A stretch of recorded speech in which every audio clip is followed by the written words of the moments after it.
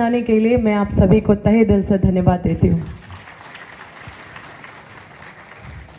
साथियों, जहाँ से आपका ये संघर्ष शुरू हुआ, तब से लेकर जिस पड़ाव पे आज हम लोग खड़े हैं मुस्कुराते हुए, ये आप लोगों की जीत है और ये सौभाग्य है मेरा जो मैं सरकार और आपके बीच एक माध्यम बन के काम करने का मुझे मौका मिला। और अभी तो ओल्ड पेंशन स्कीम लागू हो गया, ये निश्चित रूप से सरकार का बहुत कई उपलब्धियों में से एक है और ये आपसे ज़्यादा बेहतर कोई नहीं समझ सकता है। अभी कुछ मांगों को मेरे समक्ष रखा गया है, कुछ बिंदुओं को मैं पढ़ रही थी। निश्चित रूप से ये वर्क लाइफ बैलेंस के लिए और ये एक अच्छे नौकरी जीवन के लिए सबसे उचित और जायज़ मांग है। और मैं इन मांगों में से कई मांग, मुझे पहले रांची में भी बुलाया गया था, तो आप लोगों ने ही मुझे ये अपॉर्चुनिटी दिया, मैं रांची में भी शामिल हुई थी। उस कार्यक्रम में भी मुझे कुछ मांगों को सौंपा गया था। कुछ मांगे इन मांगों में से ही एक है और कुछ एडिशन इसमें किया गया है। और इस सत्र में मेरे तरफ से जो ये क्वेश्चन उठाया गया है, महिला कर्मियों को चाइल्ड केयर लीव दिया जाना, ये क्योंकि ये प्रमुखता से मुझे लगा कि पहले ये क्वेश्चन को ज़रूरी है उठाना, एक महिला होने के नाते भी।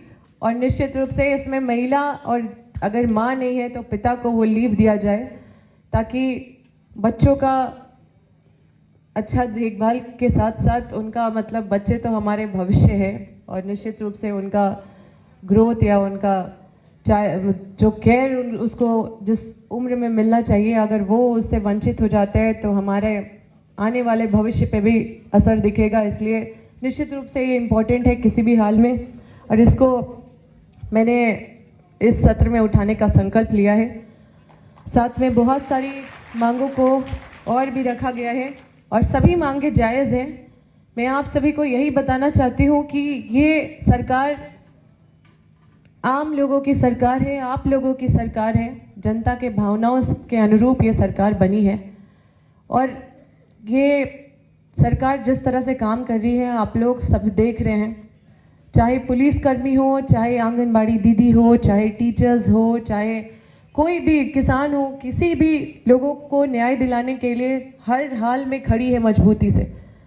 और ये जिस तरह से सरकार 2 साल तो कोरोना था, 2 साल तो विपरीत परिस्थितियों से हम लोग सब जूझ रहे थे, उसको ही संभाल रहे थे।